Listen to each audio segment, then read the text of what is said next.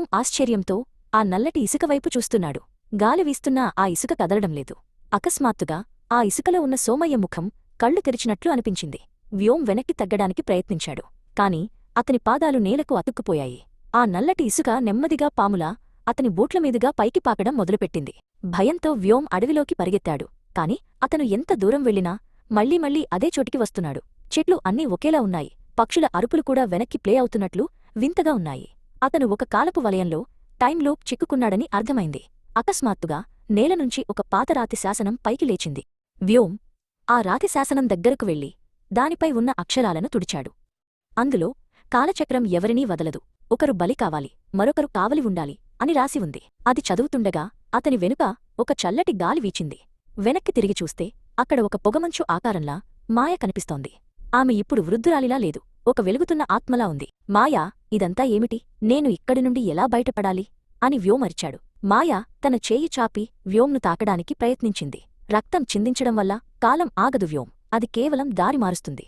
అరవింద్ వెళ్ళిపోయాడు. కాని ఈ చక్రానికి ఇప్పుడు కొత్త యజమాని కావాలి అని ఆమె హెచ్చరించింది. ఆమె కళ్లలో నీళ్లు తిరుగుతున్నాయి. అకస్మాత్తుగా అడవి చీకటిగా మారింది. అడవి నీడల నుండి ఒక నల్లటి ఆకారం బయటకు వచ్చింది. అది అరవిందే. కాని అతని శరీరం ఇప్పుడు మనిషిలా లేదు, నల్లటి ఇసుకతో తయారైన ఒక విగ్రహంలా ఉంది. అతని కళ్ళు ఎర్రగా వెలుగుతున్నాయి. వ్యోమ్, నువ్వు వెతుకుతున్న రహస్యం నేనే. నా వంశం ఈ గడియారాన్ని సృష్టించింది, ఇప్పుడు నువ్వు దీన్ని మోయాలి అని అతను గర్జించాడు. వ్యోమ్ తన జేబులో ఏదో బరువుగా ఉండటం గమనించాడు. తీసి చూస్తే పగిలిపోయిన ఆ పాత గడియారం మళ్లీ అతికినట్లుగా ఉంది. అది ఇప్పుడు అతని చర్మానికి అతుక్కుపోతోంది. గడియారం ముళ్ళు వ్యోమ్ గుండె చప్పుడుకు అనుగుణంగా తిరుగుతున్నాయి. అతని చేతివేళ్లు నెమ్మదిగా ముడతలుపడి వృద్ధాప్యం ఛాయలు కనిపిస్తున్నాయి. ఆ సమయంలో అడవి మధ్యలో ఒక పెద్ద నీడ ప్రత్యక్షమైంది. అది అనంత అనే కాలపు కాపలాదారుని ఆత్మ. అతను ఒక పెద్ద పక్షిలా మనిషిలా వింత ఆకృతిలో ఉన్నాడు. ఈ గడియారాన్ని పగులగొడితే కాలం అంతమైపోతుంది, కాని నువ్వు కూడా అదృశ్యమవుతావు. నువ్వు సిద్ధమేనా అని అనంత అడిగాడు. అరవింద్ ఆకారం వ్యోమ్ మీదికి దూకడానికి సిద్ధమైంది. వ్యోమ్ ఒక నిర్ణయానికి వచ్చాడు.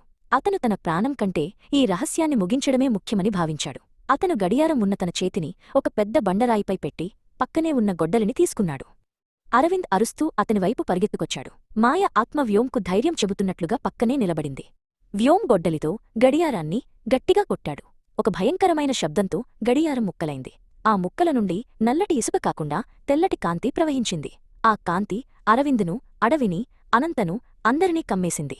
వ్యోమ్ తన శరీరం గాలిలో కరిగిపోతున్నట్లుగా అనుభూతి చెందాడు. అంతా నిశ్శబ్దం.